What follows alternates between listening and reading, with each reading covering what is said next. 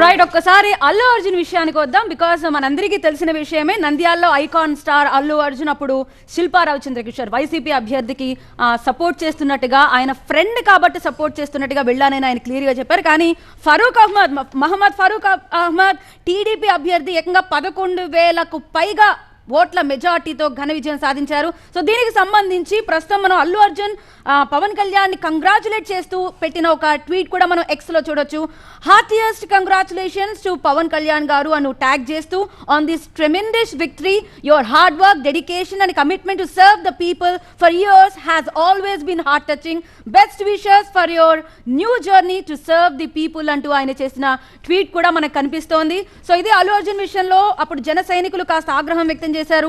కుటుంబానికి చెందిన జనసేనకు మద్దతు ఇవ్వాల్సిందని అప్పట్లో అభిప్రాయపడ్డారు. కానీ ఎప్పుడు పవన్ కళ్యాణ్ కి సపోర్ట్ గానే ఉంటాను, కానీ ఫ్రెండ్ పరంగా మాత్రమే ఆయనకు సపోర్ట్ చేయడానికి అక్కడికి వచ్చానని క్లారిటీ ఇచ్చారు. నంద్యాలలో వైసీపీ అభ్యర్థి తరపున బన్నీ ప్రచారం చేయడాన్ని చాలా మంది జన సైనికులు అప్పుడు తట్టుకోలేకపోయారు. కానీ ఇప్పుడు మనం చూస్తున్నాం, పవన్ కళ్యాణ్ కంగ్రాచులేట్ చేస్తూ అల్లు అర్జున్ పెట్టిన ట్వీట్ మనకు